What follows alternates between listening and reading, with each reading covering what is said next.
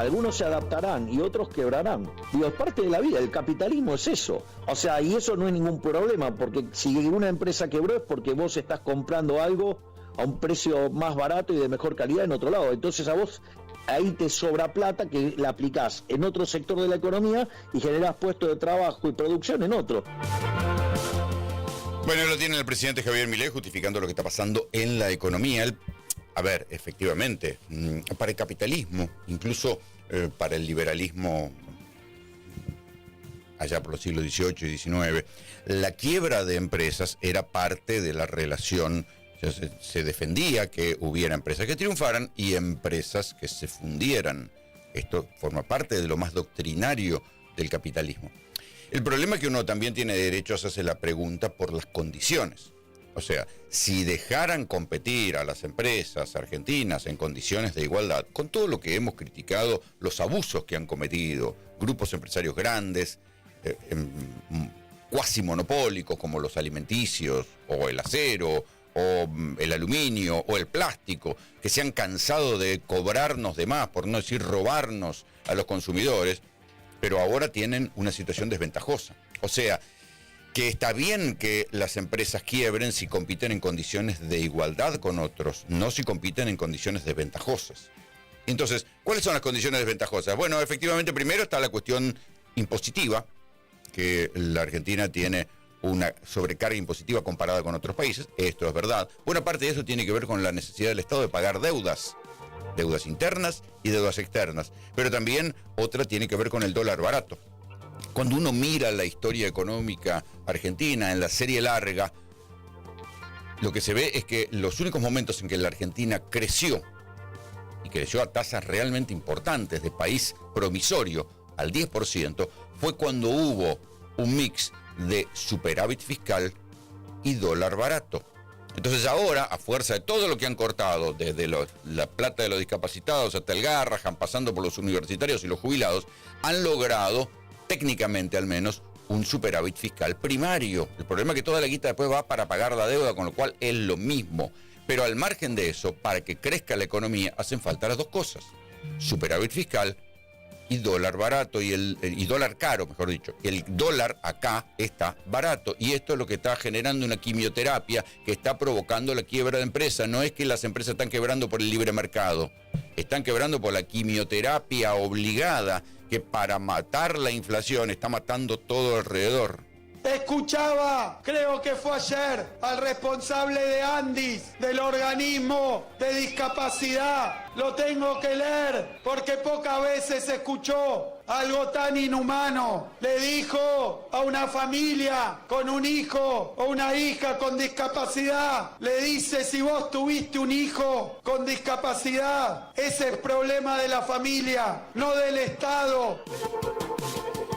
Bueno, técnicamente hay que decir que el titular de la Agencia de Discapacidad, que se llama Diego Españuolo, abogado de Javier Milei, desmintió estas declaraciones porque eran una barbaridad, o sea, incomprobable, quedará en la categoría de incomprobable, pero sí da para pensar que si non è vero è ben trovato, como dicen los italianos, o sea, si no es verdad, va en línea de lo que piensan los sectores más extremos del libertarismo del gobierno. Sí, mira, amigo, si vos tuviste un hijo discapacitado, ¿por qué yo tengo que pagar?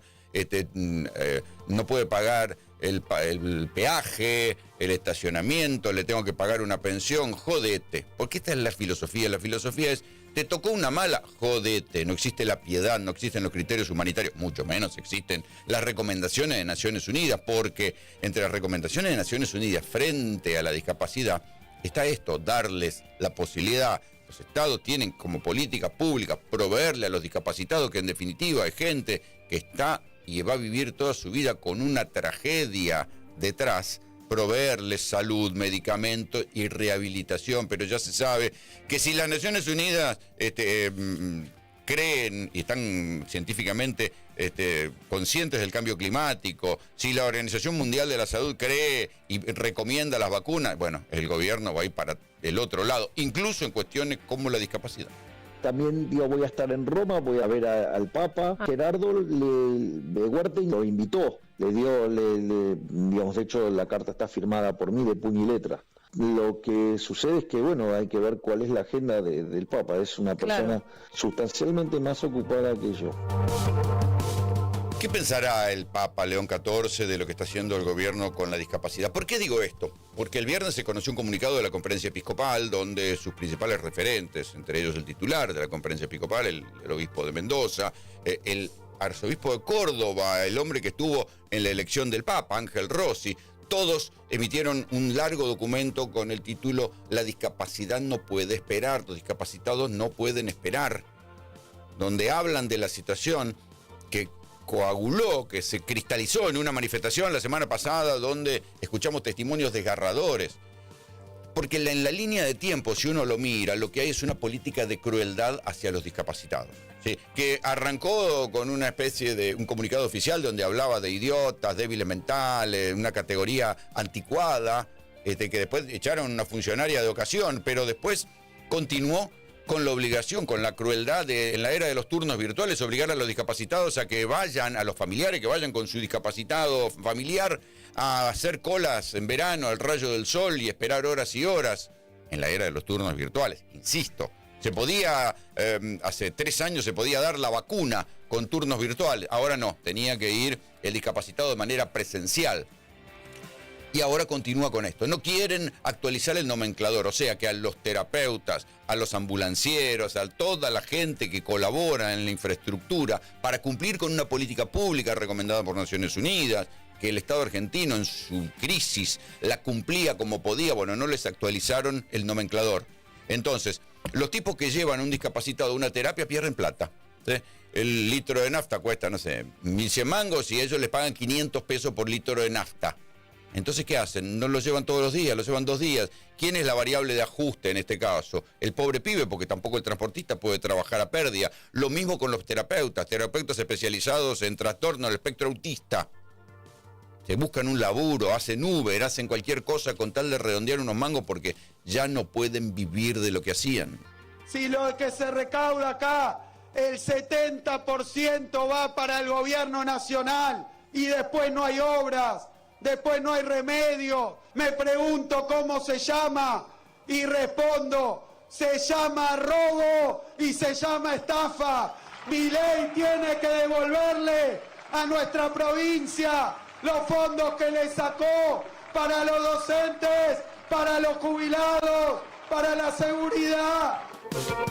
Ahí lo tienen el Kicillof en un acto en el fin de semana, ellos absorbidos, ¿no? Hoy habla Cristina a la noche, Cristina, Kicillof, absorbidos todos en la discusión interna, pero todos mirando hacia Milei. Y también hay que decir que en esto es equitativo para todos. Milei le saca plata a todos, le saca plata a los discapacitados, le saca plata a Garrahan, le saca plata a los universitarios, le saca plata a los jubilados, le saca plata a las provincias. Todo en nombre del ajuste que permitirá llegar al futuro venturoso de no tener inflación, cuando todos sabemos que la inflación está atada a que tiene pisado los sueldos y tiene pisado el dólar. Pero bueno, por ahora parece que la población le cree y le mantiene el cheque en blanco, por lo menos en función de los resultados de las elecciones aquí en Ciudad de Buenos Aires y de lo que pueda pasar en provincia, según insinúan buena parte de las encuestas, que si logran ir juntos van a volver a ganar. No sería una novedad, porque la verdad también hay que decir que el peronismo en las elecciones legislativas ha perdido varias veces. Pero lo que sí hay que marcar y corresponde hacerlo desde un lugar mínimo, es decir, levantar la mano y decir, che, muchacho, ¿en qué parte de la campaña electoral de la cual Milei se jactaba de que cumplió con todo lo que dijo? Dijo que iba a pisar los salarios. No lo dijo, ¿eh? Esto es nuevo. No dijo que iba a pisar los salarios, iba a mantener las paritarias pisadas en un 1% cuando la inflación está en el 3, en el 2, porque 50% mensual van perdiendo los salarios en blanco en función de lo que hace Milei. Algunos se conformarán y dirán, bueno, pero el precio de algunas cosas está estancado, el precio de la ropa está bajando a fuerza de importación. Sí, puede ser, cada uno mira el mundo desde su baldosa, pero cuando uno levanta la vista y mira un poquito más lejos, dice, che, ojo, que nada bueno va a generar esto. Lo que está sucediendo es parte de un momento de mantener todo agarrado, de un plan aguantar hasta las elecciones, de ganar y después clavarnos alguna cosa nueva, de todas estas que sacan de la galera. Pero clima de negocios, clima de expansión, clima de prosperidad, clima de futuro, no se ve. cada día hay menos inflación, cada día la economía crece más, cada día los salarios reales son más altos, cada día hay menos pobres y menos indigentes. Además, digamos, el trabajo en seguridad es enorme y la contención social trabaja a la perfección. Digo, salvo que sean masoquistas y quieran que les vaya mal, digamos, el país tendría que quedar pintado de violeta, sin lugar a dudas. Y ese es el relato oficial. Sí. Y uno puede decir, bueno, en buena parte de lo que está diciendo Milei, hay que abrir un margen de discusión, al menos. En algunas cosas es falso, en otras cosas es relativo, y en otras cosas es peligroso a lo que viene a futuro. Pero en definitiva, lo que está pasando este es el relato oficial condensado, lo que ustedes acaban de escuchar del presidente Javier Milei. ¿Por qué votarían en contra, salvo que sean masoquistas? O sea, sin embargo, lo que uno ve es que en las encuestas indican que el 74% de la población está preocupada por la situación económica, el 70 y pico por ciento de la población, incluso en ese 70% y pico por ciento, se unen los que rechazan a Milei y un 25% de gente que dice, ok, yo lo apoyo, creo, banco todavía, pero ahora la estoy pasando mal.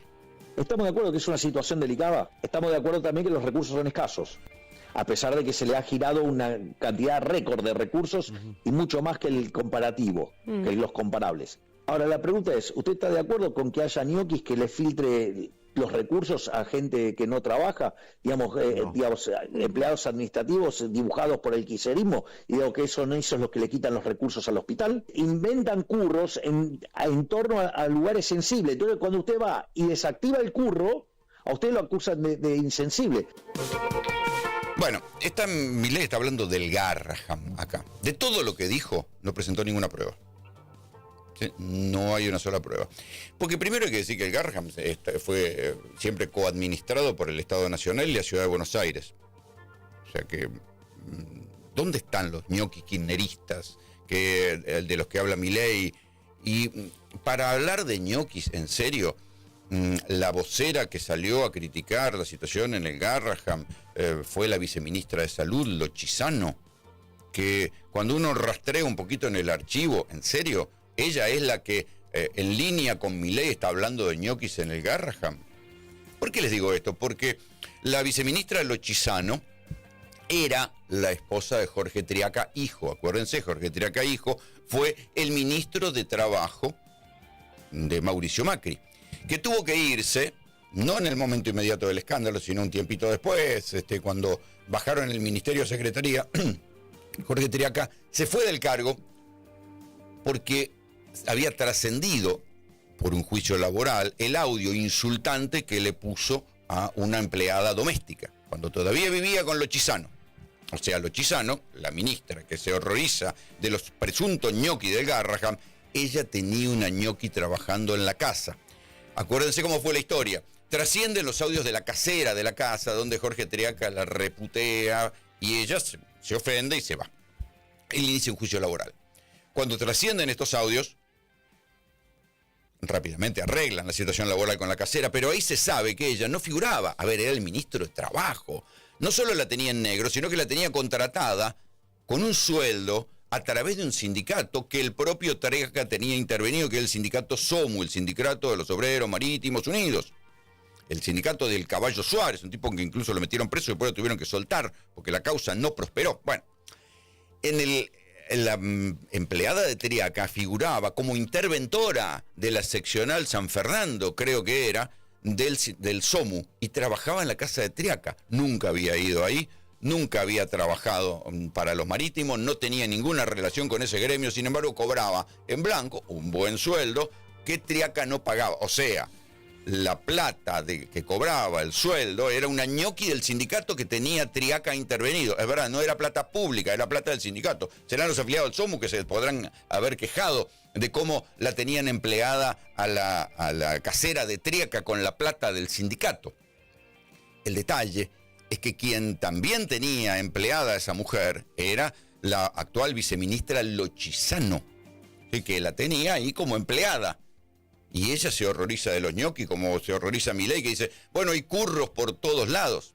Y ayer también se publicó, por eso digo, acá nadie mea agua bendita, digamos, nadie puede tirar la primera piedra, nadie puede levantar la mano, porque levantan la mano y dicen allá hay un ñoqui, allá hay un ñoqui, allá hay un ñoqui. Gente como Lo Chisano que tiene curros e historia de curros. Y si no, vayan a ver la página del Disenso, una página de investigación de gente de Córdoba que se toman el trabajo de papelear, de ir a cruzar los datos, que hoy por hoy son públicos en base de datos, que son difíciles para cualquiera de nosotros, pero bueno, ellos se toman el trabajo. ¿Y qué encontraron? Que la ministra Lo Chisano tiene una consultora, o por lo menos figura como accionista de una consultora. En esa consultora, ella es la accionista mayoritaria. Aquí que esa consultora este año logró un contrato, una contratación directa del gobierno de la Ciudad de Buenos Aires por 70 y pico de millones de mangos.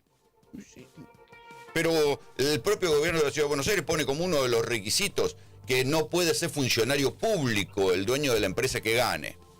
Bueno, por algo se la habrán dado en contratación directa. Supongamos que no haya irregularidad ahí, pero ella es funcionaria pública. O tomó la precaución de hacer una renuncia al capital accionario y transferírsela a algún hijo, algún tío, algún abuelo, algún pariente para no figurar. Y como sea, la ministra Lo Chisano, que se horroriza de los presuntos curros, de los presuntos ñoquis, en el Garraham, en sintonía con el presidente Javier Milei, ella misma tenía una ñoqui trabajando en la casa y tiene un contrato inexplicable por 70 millones de mangos en la ciudad de Buenos Aires. Por eso digo, después las pruebas no aparecen. Digo, los ñoquis no aparecen. ¿Se acuerdan cuando hablaban de los discapacitados? De la radiografía de la cola del perro. El tipo que presentó una radiografía con una deformación y era un perro, una cola de un perro. Bueno, a esa persona nunca le dieron una pensión por discapacidad, pero quedó como dispositivo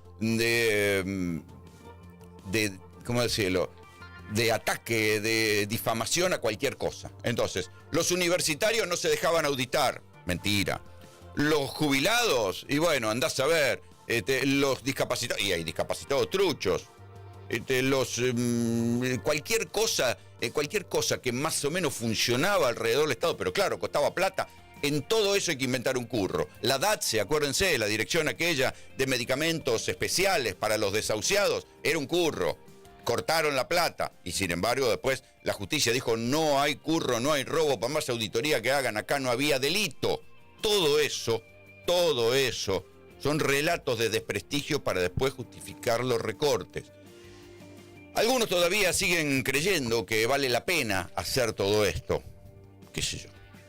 Es lo que hay.